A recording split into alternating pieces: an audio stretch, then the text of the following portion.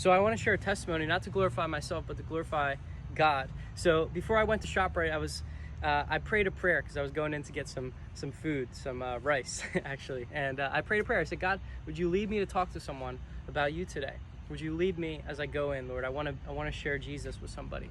And so I go in after praying that short prayer, and I walk in. There's a guy, and he's a staff worker, a ShopRite worker. He's putting the boxes up, kind of loading the shelves, right? And so I saw him, and I just said, hey, my name's Jesse. I have a random question. Is there anything I can pray for you for? And he kind of lit up, and his eyes lit up, and he said, pray for me, yeah. And he told me about his son who's been struggling, who's been not really believing, but he's been praying as well for his son. So I got to pray with him for his son right there in ShopRite, right there in front of everyone as he's working. And then he goes, are you Jesse?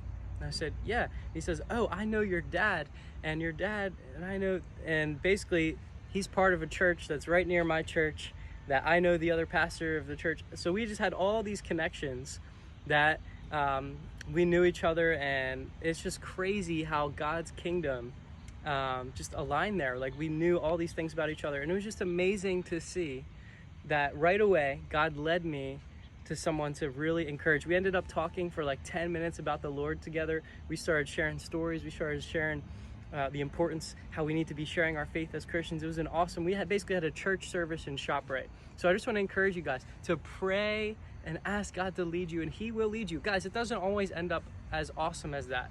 Sometimes it's more mundane. Sometimes it feels like, man, you're not seeing the fruit of your labor, but just know that God answers prayer. He heard that prayer and He answered it. And there's so many things that could happen in our lives that I believe don't happen because we have not, because we ask not. We need to ask God in prayer.